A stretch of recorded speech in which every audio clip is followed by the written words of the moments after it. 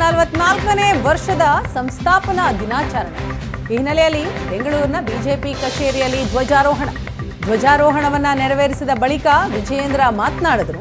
ಪ್ರಧಾನಿ ಮೋದಿ ಪ್ರಧಾನಿಯಾದ ನಂತರ ಭ್ರಷ್ಟಾಚಾರಕ್ಕೆ ಅವಕಾಶ ಕೊಟ್ಟಿಲ್ಲ. ಮೋದಿ ಭಾರತಕ್ಕಷ್ಟೇ ಅಲ್ಲ, ವಿಶ್ವಕ್ಕೇನೆ ನಾಯಕತ್ವ ನೀಡಿದವರು. ಬಿಜೆಪಿ ಅಂದ್ರೆ ಅಲ್ಪಸಂಖ್ಯಾತರ ವಿರೋಧಿಗಳು ಅಂತಾರೆ. ಮಹಿಳೆಯರ ಹಕ್ಕಿಗಾಗಿ ತ್ರಿವಳಿ ತಲಾಖ್ ರದ್ದು ಮಾಡಿದರು. ಲೋಕಸಭಾ ಚುನಾವಣೆಯನ್ನ ಗಂಭೀರವಾಗಿ ಪರಿಗಣಿಸಿ ಮೋದಿ ಕಾರ್ಯಕ್ರಮದ ಬಗ್ಗೆ ಮನೆ ಮನೆಗೆ ತಿಳಿಸಿ ಅಂತ ಹೇಳಿದರು. ಯೋಧರಂತೆ ನಾವು ಸಂಘಟಿತರಾಗಿ ಕೆಲಸ ಮಾಡಬೇಕು. ಮೋದಿ ಜನಪ್ರಿಯತೆಯನ್ನ ಮತವಾಗಿ ಪರಿವರ್ತನೆ ಮಾಡಬೇಕು.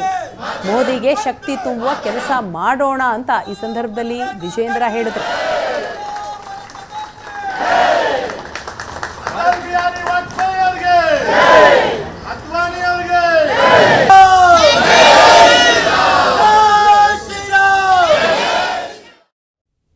ನಮ್ಮ ಪ್ರಧಾನಮಂತ್ರಿ ನರೇಂದ್ರ ಮೋದಿಜಿಯವರು ಅಮೆರಿಕ ಹೋಗ್ತಾರೆ ಅಂತ ಹೇಳಿದ್ರೆ ಅಮೆರಿಕ ದೇಶದ ಅಧ್ಯಕ್ಷರು ಸಹ ಎದುರು ನೋಡ್ತಾ ಇರ್ತಾರೆ, ಅವರು ಕೂಡ ಎದುರು ನೋಡ್ತಾ ಇರ್ತಾರೆ. ಈ ರೀತಿ ಭಾರತದ ಪ್ರಧಾನಮಂತ್ರಿ, ನಮ್ಮ ಹೆಮ್ಮೆಯ ಪ್ರಧಾನಮಂತ್ರಿ ನರೇಂದ್ರ ಮೋದಿಜಿಯವರು ಕೇವಲ ಭಾರತಕ್ಕಷ್ಟು ನಾಯಕತ್ವವನ್ನು ಕೊಡ್ತಾ ಇರ್ತಕ್ಕಂಥದ್ದಲ್ಲ, ಅವರ ನಾಯಕತ್ವ ಇಡೀ ವಿಶ್ವಕ್ಕೆ ಇವತ್ತು ಅವಶ್ಯಕತೆ ಅನ್ನುವ ರೀತಿಯಲ್ಲಿ ಇವತ್ತು ಅವರ ನಾಯಕತ್ವ ಬೆಳೆದಿರ್ತಕ್ಕಂಥದ್ದು. ಒಂದು ಕ್ಷಣ ಯೋಚನೆ ಮಾಡಿ, ಒಬ್ಬ ಪ್ರಧಾನಮಂತ್ರಿ ಹಬ್ಬ ಹರಿದಿನಗಳು ಅಂತಕ್ಕಂಥದ್ದಿಲ್ಲ. ಒಂದು ದಿನ ಪ್ರಧಾನಮಂತ್ರಿಯಾಗಿ ಅವರ ಕುಟುಂಬದ ಬಗ್ಗೆ ಯೋಚನೆ ಮಾಡಲಿಲ್ಲ, ಒಂದು ದಿನ ವಿಶ್ರಾಂತಿಯನ್ನು ತೆಗೆದುಕೊಳ್ಳಲಿಲ್ಲ. ಯಾವಾಗ ಗುಜರಾತಿನ ಮುಖ್ಯಮಂತ್ರಿ ಆದರೂ ಅಲ್ಲಿಂದ ಇಲ್ಲಿಯವರೆಗೂ ಸಹ ಪ್ರಧಾನಮಂತ್ರಿಗಳಿಗೆ 10 ವರ್ಷಗಳು ಕಳೀತಾ ಇದೆ.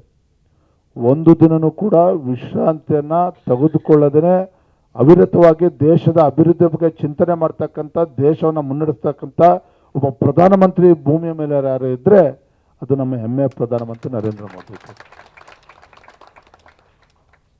ಹಾಗಾಗಿ ಅಂತ ಪುಣ್ಯಾತ್ಮ ಇರ್ತಕ್ಕಂಥ ಪ್ರಧಾನಮಂತ್ರಿ ಇರ್ತಕ್ಕಂಥ ಪಕ್ಷದಲ್ಲಿ ಅಟಲ್ ಬಿಹಾರಿ ವಾಜಪೇಯಿ ಅವರು, ಅದ್ವಾನಿಜಿ ಅವರು, ಮುರಳಿ ಮನೋಹರ್ ಜೋಶಿಜಿ ಅವರು, ನರೇಂದ್ರ ಮೋದಿಜಿಯವರು, ಅಮಿತ್ ಶಾಜಿಯವರು ಇರ್ತಕ್ಕಂಥ ಪಕ್ಷದಲ್ಲಿ ನಾವು ಕಾರ್ಯಕರ್ತರಾಗಿದ್ದೇವೆ ಅಂತ ಹೇಳಿದ್ರೆ ಅದು ನಮ್ಮ ಪೂರ್ವ ಜನ್ಮದ ಪುಣ್ಯ ಅಂತೇಳಿ ನಾವಂತೂ ಭಾವಿಸಬೇಕಾಗಿದೆ. ಹೋರಾಟ ಒಂದು ಕಡೆ, ಆದರೆ ಲಕ್ಷಾಂತರ ಕಾರ್ಯಕರ್ತರ ಶ್ರಮದಿಂದ ಅಧಿಕಾರಕ್ಕೆ ಬಂದಂಥ ಸಂದರ್ಭದಲ್ಲಿ ಅಧಿಕಾರದಲ್ಲಿರ್ತಕ್ಕಂಥ ಪಕ್ಷ ಯಾವ ರೀತಿ ನಡ್ಕೊಳ್ತದೆ ಅಂತಕ್ಕಂಥದ್ದು ಕೂಡ ಅಷ್ಟೇ ಮುಖ್ಯ. ನಮ್ಮ ಮ್ಯಾನಿಫೆಸ್ಟೋ ಪ್ರಣಾಳಿಕೆ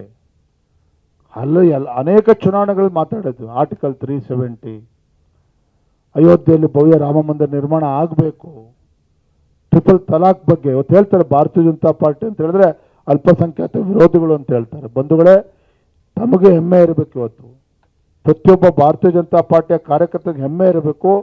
ಅಯೋಧ್ಯೆಯಲ್ಲಿ ಭವ್ಯವಾದಂಥ ರಾಮ ಮಂದಿರ ನಿರ್ಮಾಣ ಆಗುವ ಮುಂಚೆ ಆರ್ಟಿಕಲ್ 370 ಬುಡ ಸಮೇತ ಇನ್ನು ತೀರ್ಥಹಳ್ಳಿಯಲ್ಲಿ ಬಿಜೆಪಿ ಅಭ್ಯರ್ಥಿ BY ರಾಘವೇಂದ್ರ ಮತಬೇಟೆಗಿಳಿದಿದ್ದಾರೆ.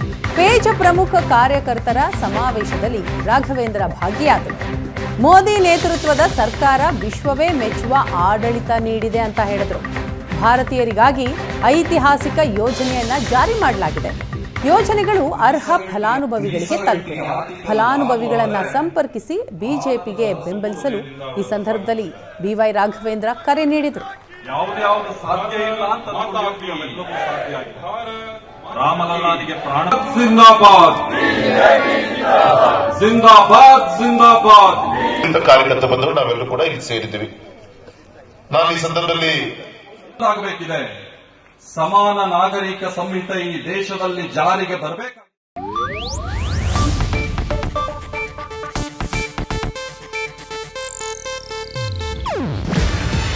ಇದು ಏಷ್ಯಾನೆಟ್ ನ್ಯೂಸ್ ನೆಟ್ವರ್ಕ್ ಪ್ರಸ್ತುತಿ. ನೀವು ನೋಡ್ತಿದ್ದೀರಾ ಏಷ್ಯಾನೆಟ್ ಸುವರ್ಣ ನ್ಯೂಸ್.